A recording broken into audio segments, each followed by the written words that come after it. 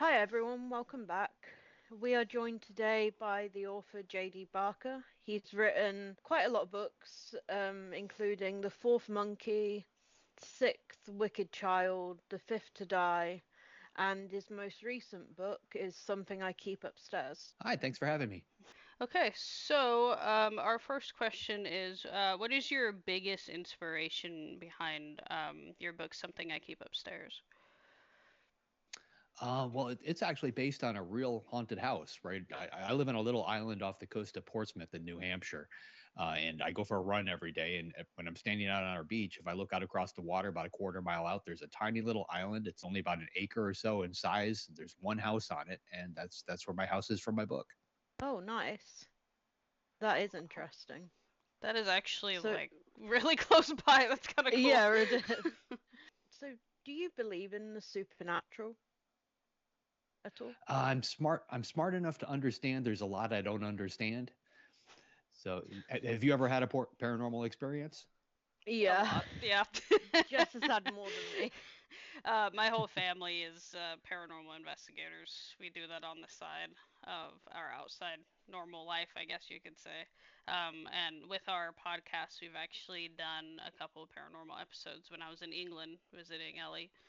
Okay.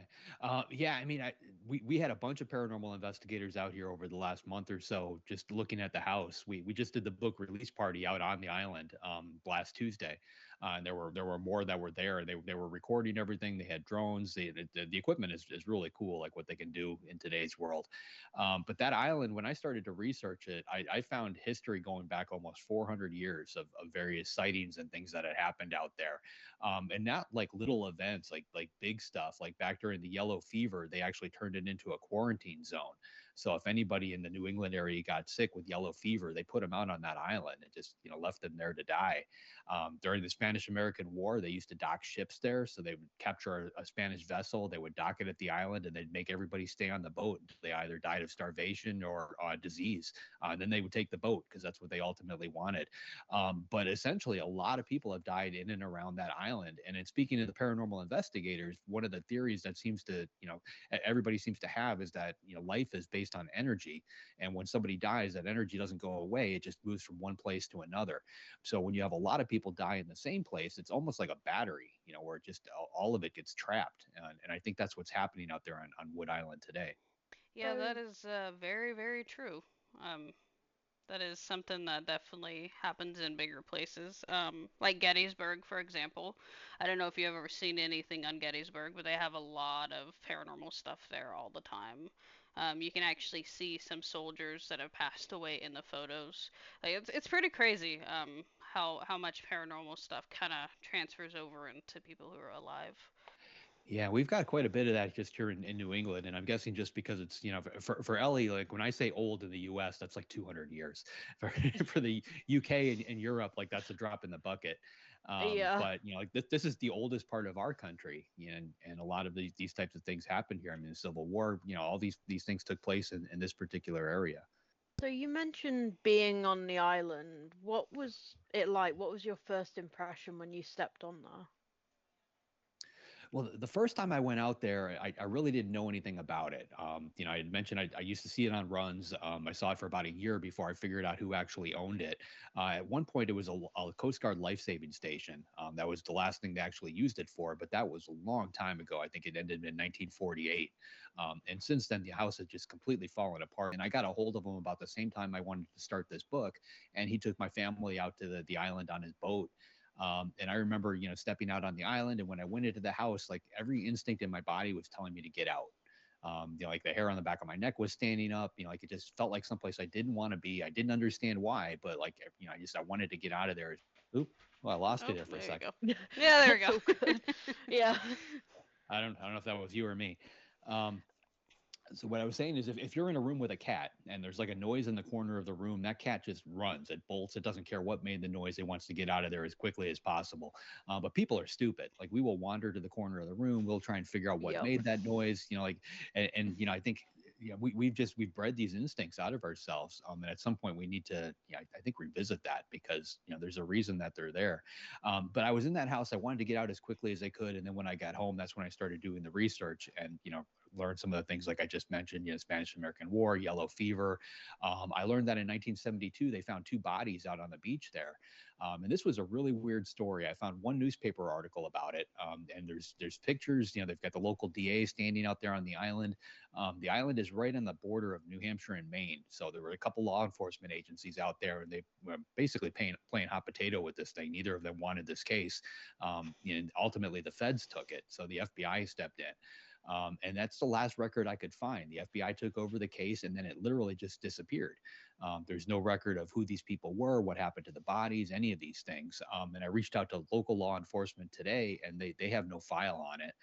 Contacted the local FBI, they couldn't find any record of it. So like everything literally just disappeared, even though we know it happened because there were photographs. Cool thing is with the book coming out, we've gotten so much press and so many people talking about this. The FBI has reopened the investigation and they're trying to figure out what actually happened. Oh, wow. Yeah, that is a little weird that it just kind of vanished. That is Yeah. very odd. Wow, that's there's a lot that happened on that island, it sounds like. So was there any paranormal incidents that happened while you were there? I've never seen anything myself, but I spoke to a couple of the contractors that were working on the house. And on the second floor, there's a row of lockers that are like built into the hallway. And right off those lockers, there's a giant room which used to have bunk beds. That's where everybody stayed when they worked out there. And a lot of the workers have reported hearing people upstairs in those bunk rooms in the hallway, like when there was nobody actually upstairs. They heard voices coming from up there. I found a lot of locals that I've seen people just out on the island when there shouldn't be anybody out there. A lot of reports of a little girl, and nobody's quite figured out who she is. But obviously she's not going to be out on the island by herself. They think that she's maybe 6 or 7 years old. It's difficult to tell from so far away. A lot of instances of like lights turning on and off in the house, even though the house had no power, so there were no lights. Things like that. I mean, dating back, like I said, almost 400 years, random occurrences out on that island, and ever since that house has been there, it's been one thing after another. So are there any specific things that happened on that island that correlates with parts of the book? I took quite a bit. I don't want to give away any spoilers, but a lot of what happens in the book actually took place in real life. I mixed a lot of fact and fiction together. The story revolves around a 17-year-old guy. His grandmother dies, and in my story, she actually owned the house. So he's in school, 17 years old, and all of a sudden he inherits a house on a private island. And he does exactly what any 17-year-old would do with that house. He turns it into a party house for him and his friends.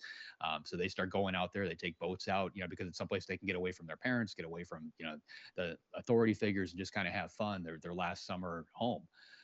But after a while, even that gets old, and somebody raises their hand and says, "Hey, what would it take, to turn this into a haunted house? It's a perfectly normal house. What would it take?" So they start exactly where you would expect. There's a couple of scary stories. Somebody brings a Ouija board, but the tagline for the book is, "For a haunted house to be born, somebody has to die." So you know where they're going, but a book like this is all about the journey. Yeah, I find that really interesting how you incorporated that and gave out that message as well. In the future, could you see the book being turned into a movie at all? Yeah, there's already. I've got 8 different projects right now in various stages of what I call Hollywood hell, and this is one of them. There's a lot of production companies circling around. It looks like it's probably going to become a series rather than a feature film, but I honestly like that better. They can Yeah. tell a lot better story, I think, over 7, 8, or 10 episodes than they can in an hour and a half. Yeah, that's true. I always find a lot of TV shows tend to have more story and more detail rather than a movie. Yeah, I like them a lot better. That'd be interesting. I'd love to see that when it comes out. Yeah, I'm curious to see me how too. they plan it out. Do you have a favorite reaction from your readers from your new book yet? A lot of them, just when they get to the author's note at the end, I explain how much of the story is actually real. And I think that's the part that's really hitting home, because it's the pieces of the book that you think are fiction turn out to be the parts that are actually, taken from real life. And the cool factor is that you can actually jump on Google, you can research a lot of these things for yourself, and you can even come out to the house and visit it. Yeah, that is pretty cool. I like how you actually take parts from real life and incorporate into your books. I really like that. I think it gives it Yeah. more character and brings a little more, I guess, reality to the situation, if that's even the right wording that I'm thinking of. But Yeah, it seems to I always find whenever you read a book and then you find out it's based on a true story, it has a bigger impact, especially with horror, because you're sat there like, oh, this did happen. And Yeah, absolutely. so, what draws you to the horror genre? Is that something you've always been interested in? Yeah, I'm a big fan of horror. I've been reading for pretty much my entire life, but one of the first adult books that I ever picked up, what I consider to be an adult book, was Dracula. I read it when I was 8 years old, and it scared the bejesus out of me. I left the lights on for probably about 3 weeks after that. It's the first time I ever got an emotional reaction out of a book. Whether it was something funny or just in this case something very scary. But I've been chasing that ever since as a reader and as a writer, just trying to duplicate that. Yeah, I noticed that you wrote, was it a sequel to Dracula? A prequel to Dracula. So Oh, my very first book came out. It was called Forsaken. And Bram Stoker's family read it, and then they reached out to me and asked if I would be interested in writing a prequel to Dracula using Bram Stoker's original notes and journals and literally everything that he had at the time when he wrote Dracula. The answer to that question is always yes when somebody asks you that question. So yeah. I jumped all over that. And we had a lot of fun writing that book. Yeah, I can imagine with you being a fan of Dracula from a younger age and then getting the chance to actually write in that universe must have been quite an experience. Yeah, priceless for sure. How was the experience, if you don't mind us asking? Well, it was very surreal. I worked with Dacre Stoker, who's Bram's great grandnephew, and we met him up in the Carolina mountains after we decided to work on this project. He had a cabin up there. The second day there, he disappeared for a little bit and came back with his trunk and put it on the dining room table, and it was literally everything that Bram Stoker had on his desk when he wrote the original Dracula. And it was very similar to what I have going on today. Like he had notes scribbled on like laundry receipts, just ideas for the book. A lot of the book he actually wrote in a daytimer, which makes a lot of sense when you think about it because he was a theater manager, so he had access to that. But you can plot things out very easily. So 1 p.m. on Tuesday, Mina does this. 2 p.m. her husband does this, and like he basically plotted out the whole novel that way. Um, the one part that really stuck with me that Dacre had told me very early on is Bram Stoker originally wrote Dracula as if it were a true story. Like he firmly believed that vampires were real, to the point where he had himself cremated when he died at a time in history when people just didn't do that sort of thing. And when he turned in the first draft of the book, his publisher pushed it back across the desk and said, "There's no way we can publish this. It's literally too scary. People are going to believe it." And this is a time in history when people believed in the paranormal.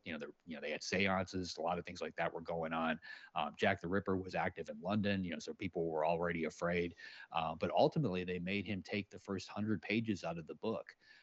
And those pages have disappeared. Nobody knows where they are today. So Dracula, as we know, it starts with Jonathan Harker on a train. That's actually page 102 of the original manuscript. So when we wrote the prequel, we basically used all of his notes and journals and did what we could to try to recreate the story that he was trying to tell with those first 100 pages, which is very autobiographical and very frightening because he literally lays out why vampires are real. An interesting way to do it as well, to take like a part of history of Dracula and try to replicate that in your writing. And Yeah, absolutely. do you have a specific routine for writing your books? Is there any Um, process that you go through? it's pretty straightforward now. I do this full time. So I get up first thing in the morning. I hit my desk at about 7, grab a cup of coffee, and I turn off the internet first thing in the morning because if I start looking at that, it just completely distracts me. So I knock out about 2 to 3 thousand words on whatever book I'm writing. Usually get that done around 11 or so in the morning. Then I turn on the internet. My inbox fills up with all the business side of being an author, interview requests and things like that, contracts, agent stuff. I deal with all that until about 3 o'clock, and then that's when my quitting bell rings. So a fairly short day, fairly straightforward. I mean, my first book, Yeah. I was writing that while I still had a corporate job. So I would squeeze out words whenever I could. 100 words here, 200 words there. Much easier today. And what project have you most enjoyed working on? They're all fun. The one I just finished up. You two are a little young, but do you remember a movie from the '90s called Flatliners? Have you ever heard of that? It sounds familiar. Yeah. Yeah, it So it sounds was familiar. It came out in 1990. It had a crazy cast. It had Kiefer Sutherland, Julia Roberts, Billy Baldwin, Oliver Platt, all these, what are household names today at the very start of their career. So nobody knew who they were yet. And it's about a bunch of medical students who kill each other one at a time and then bring each other back to life just to try to figure out if there's anything going on, any type of afterlife. And it's one of those stories I've always liked the movie. It's held up, over all these years. But I ended up signing up on a project where I got to write a novel to reboot the film franchise.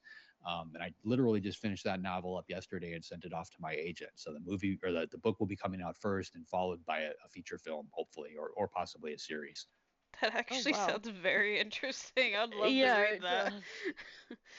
Me It's too. it's a really cool movie. If you haven't seen the movie, you should check it out. Do you have any tips for young writers who are just starting out? I mean, the same things that I was told. You have to write every day. I talk to a lot of people who tell me that they're writers and they write like maybe for an hour on Saturday and they that's all they kind of get done during the week. You really have to do it every day. It's almost like going to the gym where writing is like a muscle. You have to just exercise it. If you write every day, even if it's a small amount, if you can knock out 200 words a day, that's a novel within a year. That'll get you over the starting plate. And I think most people have to write about 500,000 words before they really find their own voice. It's just like anything else. It just takes a lot of practice. Most people, when they start writing, they tend to emulate whoever they're reading. So if you read a lot of Stephen King, you're going to try to write like Stephen King. You're not going to sound like Stephen King, but you're going to try. And then at about 500,000 words or so, all of a sudden your own voice starts to creep out. And that's when you really learn what you're doing. So it's a lot about just finding your own voice and what suits you, basically. Yeah, that's key. Just practice, practice, practice. Just like anything else. What author has been your biggest inspiration? I've had a few. Stephen King is somebody I've read my entire life. He helped me out quite a bit with my very first book. He let me use some of his characters in it, Oh which wow. really kicked off my career. I write a lot of books with James Patterson, which is a lot of fun. He's taught me a ton. And I know a couple of the other big name authors. Everybody's been very helpful. If I ever need advice, nobody's ever shot me down. They always seems to reach out a hand and give me help me out a little bit. Do you have any processes for like choosing your titles for your books? I am terrible at titles and I'm terrible at covers, so I tend to outsource everything. I use a lot of focus groups.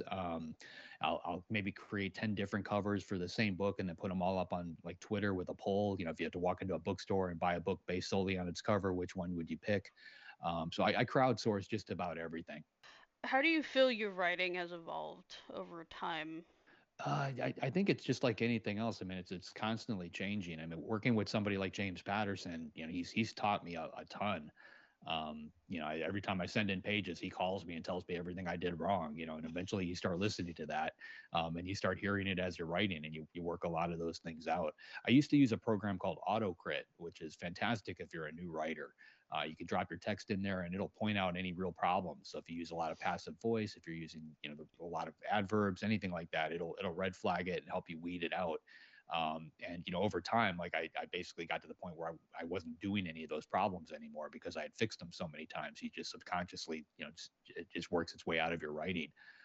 So I've used a lot of tools like that, but like everything is always evolving. So if I read my first book, it's completely different from what I wrote today. And I'm sure 10 years from now, my writing will be different from what I'm writing now. Yeah. Everything is constantly evolving. Going back towards your most recent book, I know we talked about some paranormal experiences. Do you know of any other paranormal places that you've been to? The only other real big one, have you ever heard of the Stanley Hotel? Yes. Yeah. Yeah, so it's out in Estes Park, Colorado. That's the hotel that Stephen King based The Shining on. And my wife and I went out there a few years back for a writer's retreat with a bunch of other horror authors. We did everything we possibly could to try and create some kind of paranormal experience. So, like at one point, we were down in the basement at midnight reading scary stories to each other. So we tried everything. Nothing worked. Then the very last day we were there, my wife and I woke up in the morning and it was like maybe 9 o'clock or so, and we're laying on the bed trying to figure out what we're going to do with the day. And all of a sudden, the bed just starts to shake. and it was like somebody grabbed it and was just like shaking it like as hard as they could, and there was like no reason for it. We weren't near an elevator. There was nothing mechanical going on. We're both looking over the sides of the bed trying to figure out what's causing it. It wasn't scary at all, but it was just, it just kind of happened. And there was no real sound, which was the other thing that was strange about it. And then it stopped just about as quickly as it started. It went on for about 30 seconds or so. We went down and told the hotel manager what happened, and he said, "Oh yeah, the bed in that room just does that sometimes." Like that was his explanation for it. So that's probably like the closest thing to a paranormal experience I've ever had. Are you interested in hearing any of our paranormal experiences at all? Absolutely. What's your scariest one? Oh gosh, Ellie, do you want to go first, or do you want me to? I can go first. Okay. For some reason, I keep having dreams about this as well. When my nan used to live in an old house, I was home alone one night, and they have an attic in the hallway, and I was sitting in the living room, and I suddenly heard what sounded like someone dragging furniture in the attic. And then I would hear what sounded like somebody dropping something on the floor and then running. And it would travel from the hallway to the living room, back to the hallway. And it happened a few times. And then one night, my mom also heard it. But there was nothing in the attic because we had a look and it was empty. There were no panels banging, and we just never figured out what it was. But when we were clearing out my nan's house, my mom was taking pictures, and in one of the cabinets, we saw the face of a boy with black hair and wearing a suit type thing. Huh. Okay. Yeah, which was quite creepy. But you never figured out who he was, right? No, we didn't. But I looked into the history of the house, and it was built on an old army airbase. I imagine in England there's quite a bit of that going on. Again, Yeah, way older definitely. than here in the States. Yeah, definitely. I can say mine just real quick, and then we'll let you go. Um, Yeah. so my dad is a demonologist. So we went down to Oregon to visit one of our friends, and we were trying to get rid of one of the bigger demons, and we ended up having this big salt circle with protection in it, and um, it was dark. It was like past midnight at this point, and we were all just standing around trying to work on getting rid of this thing, and you could actually hear this thing screaming in the distance constantly. You could just hear screeches and a whole bunch of other stuff off in the distance. Um, and at the end of it, we ended up burying it in the ground, keeping it there. Did you burn it Winchester style? Wish we should have. Yeah. That'd have been perfect, actually. I just Literally. finished that. I just finished that whole series about 2 months ago. I watched every episode, in a row, which takes forever because I think there was 15 seasons, but it's good. Yeah. Yeah, it's really good. Yeah. I'm still on the tail end of it, but I like it. It's pretty good. Yeah. I've Also, watched you it have all you haven't about. seen how they end it yet. No, I'm a little I have. worried because they Right. kind of Yeah, left it I abruptly. won't spoil it for you. Yeah. Appreciate it. We actually started right. trying to write the what was it, the sequel to Supernatural with the kids? Yeah. Yeah, Yeah. thought it would have been kind of Well, fun. there's a movie coming out. Oh, I they're don't know how actually they're coming gonna out with one now? do. Yeah, it's in the works right now. I don't know how they're gonna like resurrect everybody they need to resurrect, but it wouldn't be the first time they've done that. That is Literally. true. Yeah. All right, I need to get going. It was a pleasure. Appreciate All It it. was right, a thank pleasure you, to man. meet you. Thank you for Take care. talking with us. Okay, guys, so that was JD Barker. The interview Yep. was a little short, but that's all right. However, if you guys comment down below, he is doing a giveaway for that haunted place in New Hampshire. So I believe it's with 3 of your friends. You guys can go, and I believe you stay there for a night. And yeah, so if you guys would like to get this giveaway, please comment down below, and we'll pick somebody. But thank you for watching. Don't forget to check out the link tree in our description. And we'll see you guys in the next video. Yep, bye guys. Bye, guys.